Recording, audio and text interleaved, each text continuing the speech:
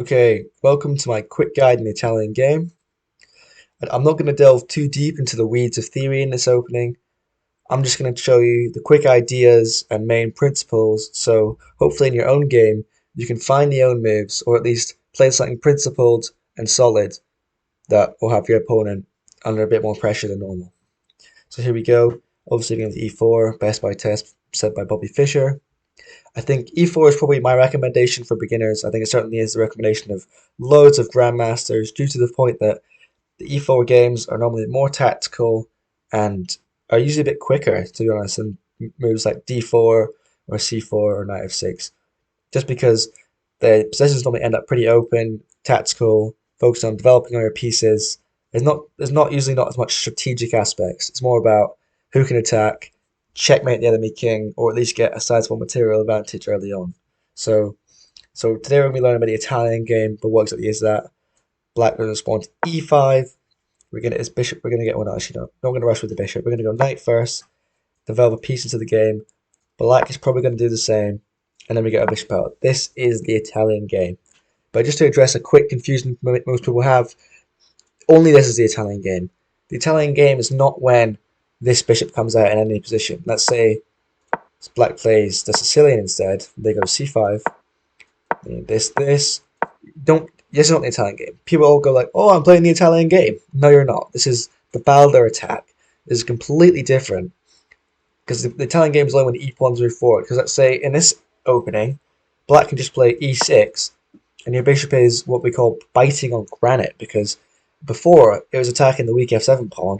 Now you're just attacking a pawn defended by two other pawns. This bishop is basically decommissioned and out of the game. This is what can happen if you try and force the Italian game into not e4 position. So you're gonna have to learn something else against the Sicilian and something else versus the Caro-Kann, for example. Don't be trying to play the Italian game here because you're gonna lose your bishop. Obviously, you're probably not gonna be doing that, but it just goes to show that only this is the Italian game, nothing else. This is the Italian game, and the reason that you want to play this bishop f4 move is because since the pawn has already moved forwards, and we all know pawns can't go backwards, so this pawn is going to be weak basically forever. And the reason that we call it weak because it's only defended by the king. So if any other piece tries to defend it, Black's going to have to use resources to defend this pawn, but we're just basically doing a natural developing move. But the point is, we've got a plan here, and I'm going to help you show the plan this opening. So the plan is, put pressure on the f7 pawn quickly, and moves like knight g5, even f4, trying to get a rook in the game, moving our knight up and knight again. So remove defenders, start a quick attack, and maybe hopefully checkmate Black in a few moves. So Black has two main responses here, you're probably going to see. At the club level, or at maybe 800 level, I think it's probably this is going to be most common. Just mirroring, because let's be honest, at these levels, people are a bit monkey see, monkey do. So like, always play bishop out, I'm going to play my bishop out. But the funny thing is, this is actually a pretty good move. So against this, what most players will be playing is just doing this. Everyone develops all their pieces. La di da di da. Castles. Let's say bishop here, pinning. Castles. Black does the exact same thing. As position, honestly, you've got things like knight d5, which is a little bit interesting, but in general, it's kind of dead. So the reason to avoid that, the reason you don't want to be playing knight d3, the reason you don't see any grandmasters playing this, say if you watch Gotham Chess recaps, for example, I don't think you've probably seen this position very much. That's because it's not very good. There's a reason for that. So, obviously, you do want to be developing your pieces, and I respect that. I can respect that you're trying to develop a piece here, but one thing you do have to remember is try and play c3. So instead of, because here you're blocking your pawn. You know, Charlie the c-pawn, he's crying right now because he's not getting in the game. You're thinking, what? C-pawn? It's blocked by my bishop. How is he getting in the game? That's where you're wrong. See, if you just push him up forward one square, then he's defending d4. You think, oh, big whoop, defending a square that nothing's on. I mean, the bishop, Black's got really good control of the square. You think, well, just wait and see. You know, say Black plays a normal move, knight f6, then we can strike in the center. Boom! d4, attacking the bishop, attacking the pawn. Maybe we'll march forward. Who knows? And if Black takes, you're like, well, Black's taking my pawn. What are we doing here? Well, the thing is, because of the queen, we can actually take back in this position. And look at this center. Two pawns. You think, well, two pawns in the center. Obviously, the bishop has to move back because they can't take. Because obviously, we show takes. take back with the knight. If they take back again, take with the queen. We're just up a piece. Black should not go for this. If they make a counting error, you're just up a piece. What is this? 8 moves into the game, up a piece. So black's probably not going to do that. So let's see what happens. Bishop just goes back. As you can see, we have these 2 pawns in the center. And the reason you want to control the center like this, because obviously you can march forward. But I mean, just look at the squares you control. Obviously, if you know your chess basics, you want to control the central 4 squares, just these 4 here. But these pawns also control all these squares. I mean, look at the clump of control we have in the center, obviously with knight and the bishop as well. Just clamping down. It's going to be hard for black to get developed. And as we have all the central control, helps us attack later in the game. So, as you can see, try and play quick c3 against bishop b5. That's just the basic. I'm not going to go too much into the theory. I honestly don't play c3 myself. I go for the Evans Gambit. Well, I'll give you a quick rundown on this actually. I wouldn't recommend playing this if you don't have any theory, but just quickly, this is the Evans Gambit. And the reason you hang a pawn here is just to get c3. So it's basically the same idea. Black goes back, and then you get d4. So you sacrifice a pawn for the time. So obviously black doesn't have a knight here because we do sacrifice a pawn to get a quick c3. So as you can see, even in different openings from the Italian game, the idea is the same. c3, get a quick d4, and you're laughing basically. So if you go back to the other main move, people probably play this against you. This is knight f6. It's a great move because it's developing a piece, controlling the center, everything you want to be doing. Principled. Attacking our pawn. It's currently not defended. It's definitely a strong move for black to choose. But there's one drawback of this move, and that's the fact that you can play knight g5. Now, this doesn't win on the spot. Black has great ways to defend this, but if your opponent's not quite prepared, doesn't really know what he's doing, and maybe doesn't see the threat, just tries to develop his pieces, well then you can take here, which I've already labeled as a brilliant move. Just attacking the queen and the rook. You can only save one. Let's say they're probably going to just move the queen, take the rook. You're up a rook on, well, probably up an exchange. You're probably not going to keep this knight, let's be honest, but you're up a rook on move 6. So, I mean, if you're watching the video and I've got you up a rook on move 6, I don't think you could be complaining, really. So, this is the ideal position. But black has 2 good responses here. Obviously, they can't block with the queen because the queen's not really going to defend. You can take the queen, but we're just going to take. So if they go d4, main response, then we can just take that. If black tries to get fancy with moving the knight out, and then I'll just go into the quick basics. You just check with the bishop, they'll block with the pawn, we take, they take, and you can just bring the bishop back here. And then you're just going to have to play chess. There's way too many moves black has here. I'm not going to go into it. There's tons of moves. So I'm just going to say, just do this, and you're going to have to play chess from that point onwards. But that's an advancement. This is the main line.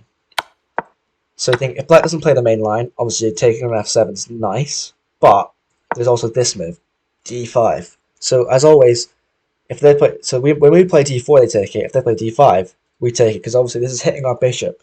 So take the pawn. Bishop is no longer attacked, but black has sacrificed a pawn to block our attack here on f7. So now he's not getting forward.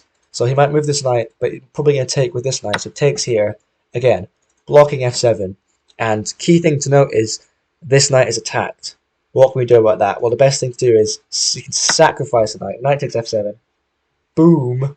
I would say, great move. And you think, what? We're just taking a pawn. Well, as I mentioned before, it's weak, only defended by the king. So although we lose a knight, black's got to take with the king. And as our knight is not there, our queen is actually opened up. And so I wouldn't check here because the pawn is blocking our view for the knight. So check here. Check on f3 where the knight was. Check. We're getting another piece in the game. But there's a bigger idea behind this. We're not just checking to check the king. We're checking because although we do see the king, we're almost mainly attacking the knight here. But it's just convenient to check as well. So after the king moves, say they go back, we can actually just take the knight because we're defending our bishop. Black couldn't take with the queen. And then we've won our piece back. We're actually still up a pawn from when black sacrificed. And we've got a great attack on the black king. So it's going to have to play stuff like this. And then you can even just consolidate even more.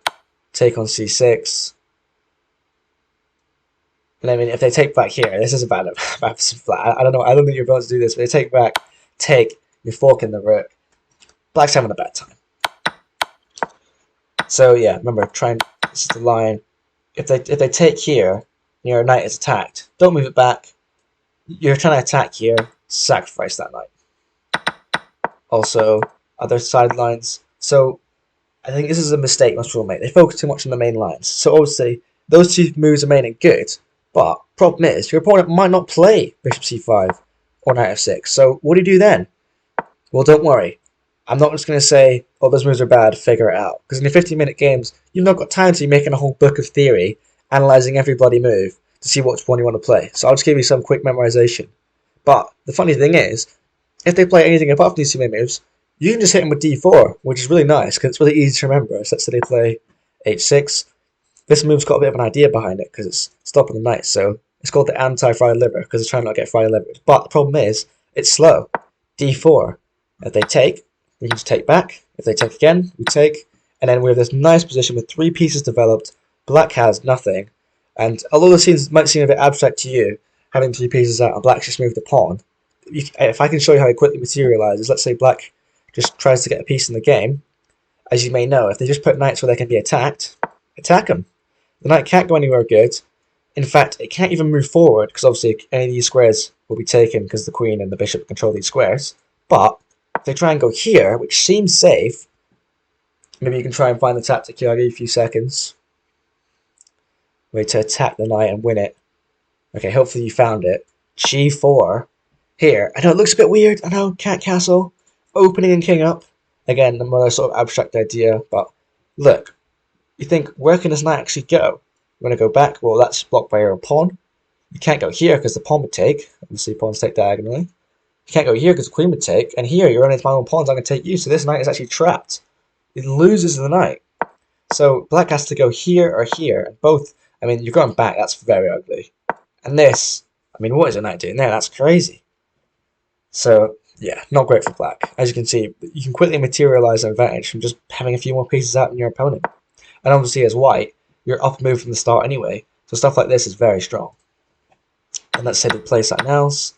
Let's say if they go, I don't know, d6. Again, if they don't play any of these two main moves, this is a fill though. This is a pretty solid opening. But I mean, again, you can just take. Takes back. You're thinking, wait, what? I'm trying to be aggressive. You want me to queen trade? Well, that's a funny thing. If you just go for the queen, wait, not that. Do not do that. If you just go for the queen trade, takes, you can just take with the bishop. See, bishop takes, you're up a pawn already. And you still have your casting rights, and black doesn't. Obviously, casting doesn't matter as much in the endgame. But, I mean, you can see the engine likes our position. We're plus 1.5, and we're up a pawn. What more can you ask for? Up a pawn in the endgame, where being up a pawn is important. And we've got good activity. You can continue here, develop your piece, get your knight out, get your bishop out. I probably wouldn't castle. Just move your king forward 1 square, get both of your rooks in the game. You can play h4, get your other rook around, and then you're just having a blast because you can maybe get these 2 pieces out, get a check while developing, or even long castles. And this pawn's going to be weak. Black's just got a lot of trouble. He's going to have to develop really quickly, and you're probably going to win here. But the sneakier way to do it is take with the bishop first. So let's say, look at it from black's perspective, like, wait, what's he doing? I can just take. Well, if you do that, sorry, we're going to switch back again, bit confusing, but just to show you how a natural move that looks. Well, as you can see, the queen is only defended by the knight. So if the knight wasn't here, let's say, I mean, if they do something silly like don't move the knight first, let's say they go for their little, so you obviously go to our Italian game. So they do this. Obviously, you haven't even got your bishop out yet, but actually, where am I going with this? You can't take yet.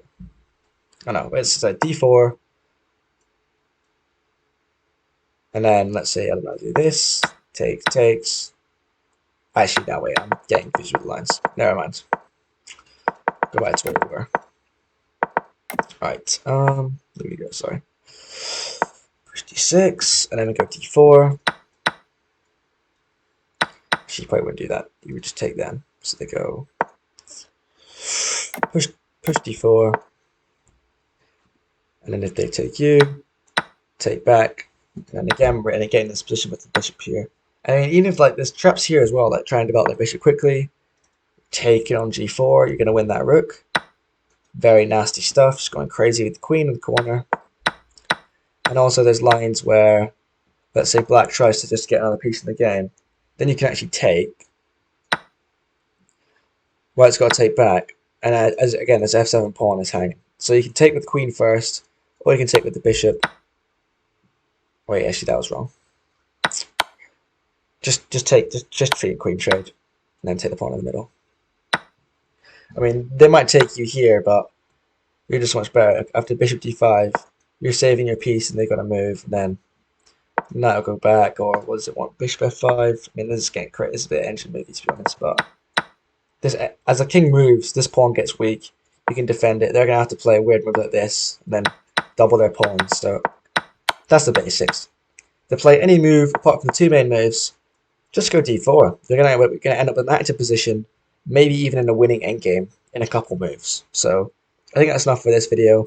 I'm not going to dive too much into the theory, but that's just the basics. There's the two main moves.